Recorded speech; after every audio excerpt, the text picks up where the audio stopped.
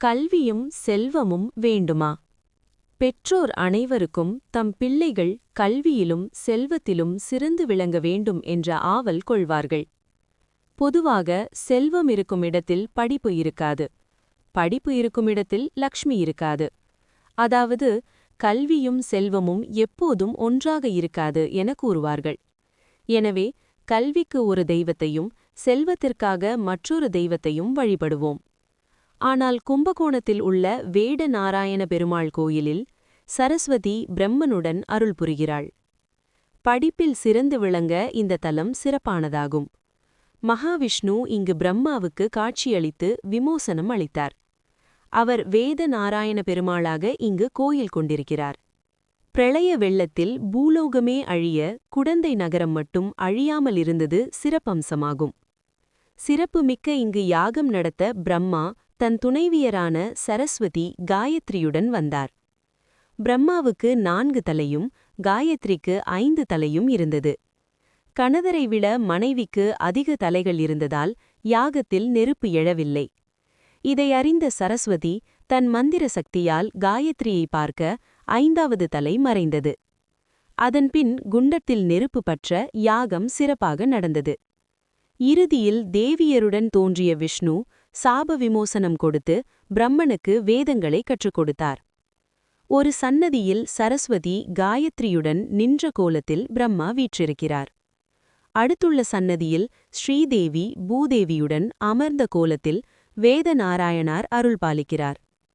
பிரம்மாவுக்கு எதிரில் உள்ள சன்னதியில் யோக நரசிம்மர் தாயாருடன் காட்சியளிக்கிறார்.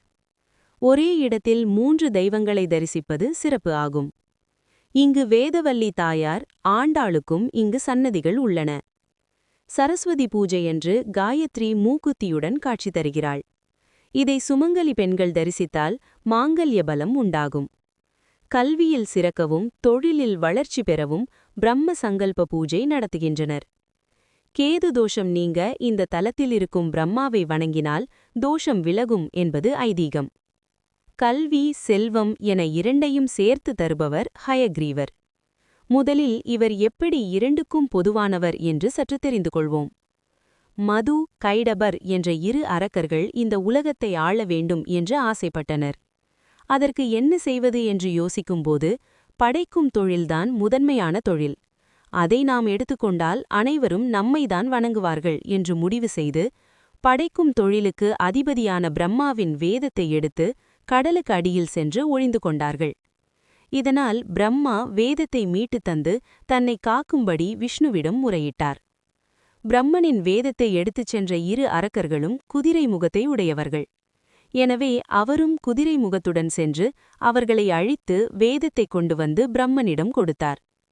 விஷ்ணுவின் இந்த அவதாரம்தான் ஹயக்ரீவர். அந்த வேளையில் அவர் கொண்ட சினத்தை தணிக்க லக்ஷ்மி தாயார் ஹயக்ரீவர் மடியில் அமர்ந்து சாந்தியடையச் செய்து ஞானத்திற்காக இவரை வணங்குபவர்களுக்கு தானும் செல்வத்தை வணங்கி ஆசிர்வதிப்பதாக கூறி இருவரும் இணைந்து காட்சி தந்து பக்தர்களுக்கு அருளாசி வழங்கி வருகின்றார்கள். இதுவே ஹயக்ரீவரின் வரலாறு என்று புராணங்கள் கூறுகிறது. இந்த வழிபாடு மிகவும் எளிமையானது, ஆனால் மிகவும் சக்தி வாய்ந்தது. மாதந்தோறும் பௌர்ணமியன்று ஹயக்ரீவர் பூஜை செய்து ஏலக்காய் மாலை அணிவித்து அல்லது பெருமாள் படத்திற்கு துளசி மாலை அணிவித்து நன்கு காய்ச்சிய பாலில் சிறிது ஏலக்காய் போட்டு ஹயக்ரீவ மூல மந்திரத்தை சொல்ல வேண்டும்.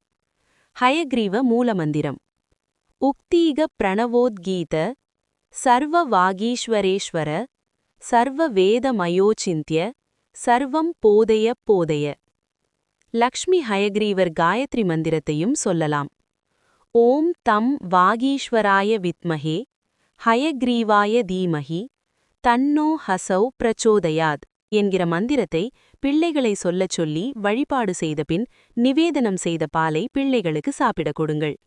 கல்வியில் முன்னேற்றமும் குறைவில்லா செல்வமும் கிடைத்து வாழுங்கள்.